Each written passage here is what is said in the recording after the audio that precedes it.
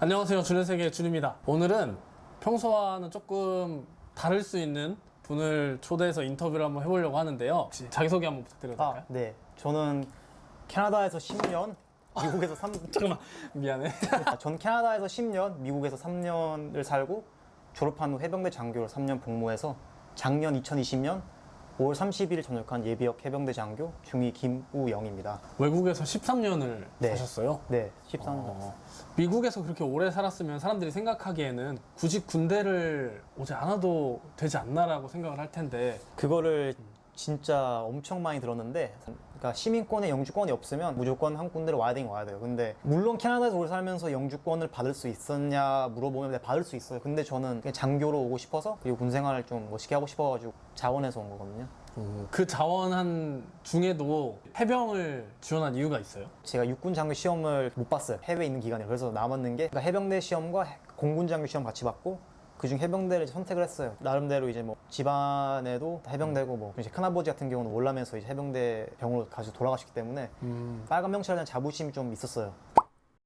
근데 해병대를 선택하려고 했을 때 주변 사람들이 해병대에 대해서 무섭다라거나 힘들겠다거나 그런 하나는 뭐냐 하면 부조리가 심하고 뭐 아직까지 빠따를 친다, 뭐 이제 이상한 뭐 부조리 많이 한다, 그게 하나였었고, 또 두 번째는 어떻게 보면 정예부대고 힘들다라는 건데, 근데 그걸 알면서도 각오하고 간 거예요. 저는 그냥 해병대만의 좀 자부심이 있다면. 해병대는 부대가 작다 보니까 해병 다 같은 해병 가족이고 6.25랑 월남전을 다 겪은 부대들이기 때문에 되게 자부심이 강해요. 그런 역사가 있고 선봉이 항상 나서고 맨 먼저 적진에 들어간다는 그런 그쵸? 개념으로 자부심이 강하죠. 해병 장교가 되기 전에 네, 이제 교육을 받잖아요. 네네네. 어떻게 진행이 되는지. 해병대 장교가 되는 방법은 크게 세 가지가 있는데, 당연히 사관학교, 해군 사관학교, 다음에 ROTC, 다음에 이제 육군에서 학사 장교로 부르는데 저희 해군 해병대에서는 사관 후보생이라고 불러요. 사후. 근데 제가 말씀드린 건 사후 기준으로 말씀드릴게요. 저도 사후 출신이니까. 지원은 해군이랑 동일하게 지원을 해요.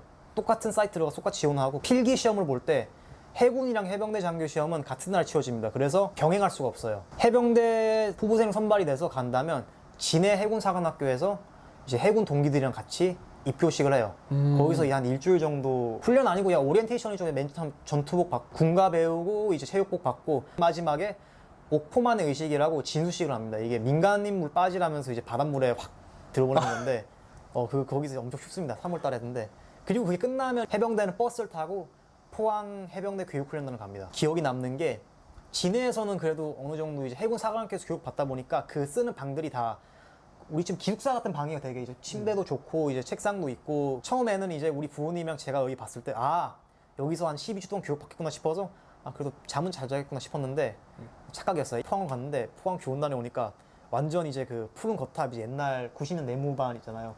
딱 그렇게 딱 침상용으로. 침상을 딱 깔려 있는 거예요. 그래서 제가 저렇게 줄 리가 없지.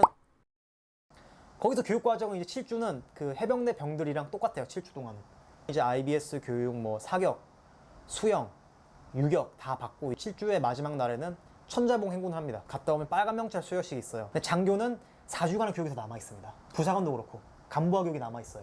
독도법, 소대 분대 전투 기술, 하여간 장교 뭐 간부화 교육이죠.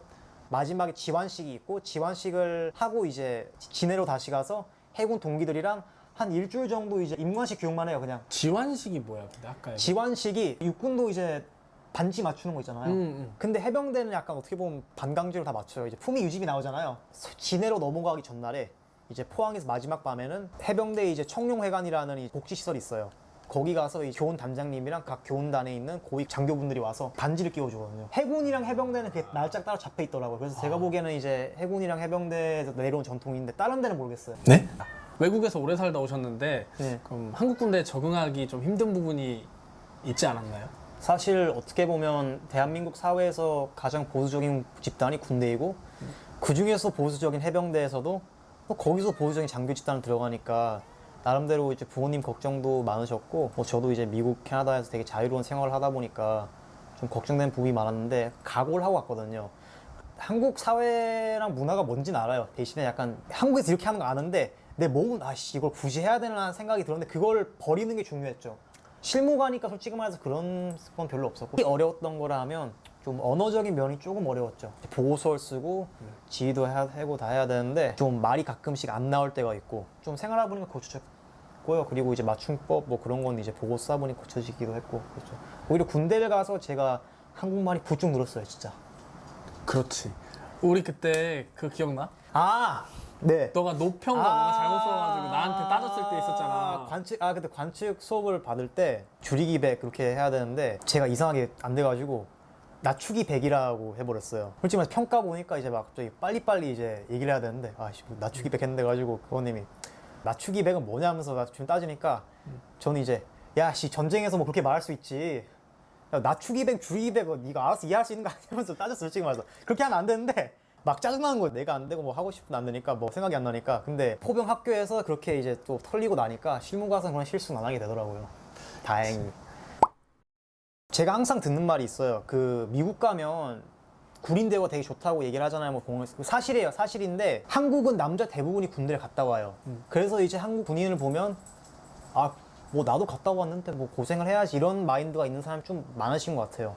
근데 미국에선 예비역들이 오히려 현역들한테 엄청 더 잘해줘요. 그 복무했던 사람들이. 왜냐하면 그 사람들은 알거든요. 고생을 하고 왔다는 거에 대해 동지감 느끼고. 저는 실제로 이제 정말 고마웠던 게 제가 커피숍 잠깐 들렸는데 앉아서 이제 친구 기다리라고 커피를 마셨는데 약간 몸이 불편한 할아버지가 앉아서 옆에서 계시다가 불편한 몸 이끌고 그 카운터에 가서 얘기를 하다가 가시는 거예요. 그래서 뭐지 했는데 갑자기 케이크랑 스무디 하나 주는 거죠, 저한테. 그래서 나 안 시켰다니까 저기 가셨던 할아버지가 시켜봤다는 거예요. 그래서 저는 엄청 감동 먹거든요, 그때.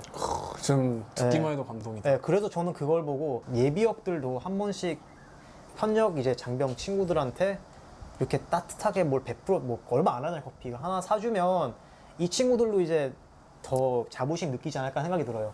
군대 같은 경우는 모병제니까 되게 전문화가 돼 있어요. 그래서 그 예를 하나 들자면 직책을 하나를 되게 오래 해요, 미군들은. 소대장 같은 경우는 1년에서 뭐 2, 3년까지 하는 친구들도 있고 참모들 같은 경우는 인사병과 정보병과를 군수병과 따로 가요. 작전병과만 유일하게 그 대대에 있는 포병 장교가 하는 경우가 있고 그리고 전부 다 대위들이에요.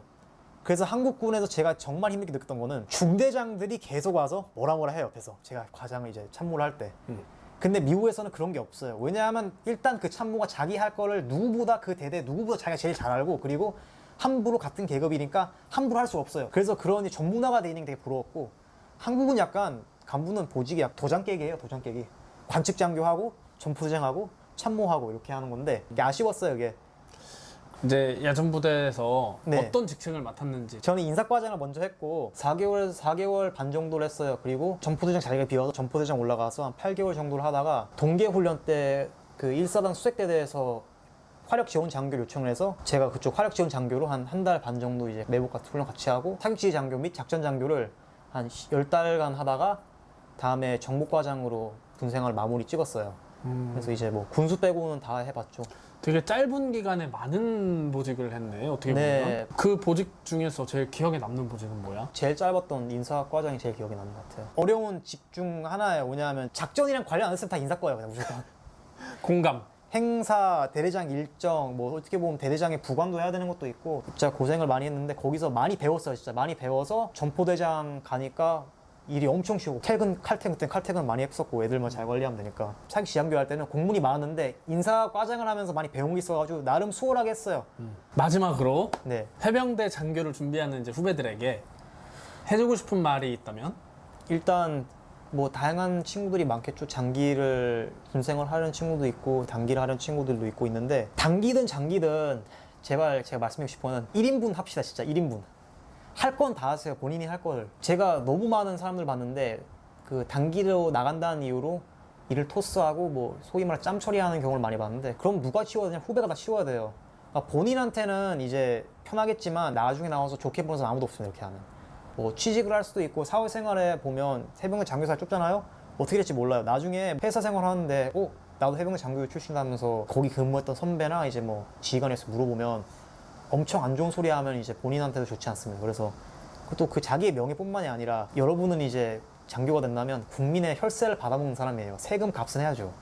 그걸 말하고 싶어요, 진짜. 밥값은 좋은 하라는 거. 말이네. 그러면 일단 1편 네. 군생활 편은 여기까지 하도록 네. 하고 이제 2편에서 또 전역과 현재 어떤 네. 일과 준비를 하고 계신지 알아보도록 하겠습니다. 네, 그럼 그렇습니다. 여러분 다음에 또 봐요.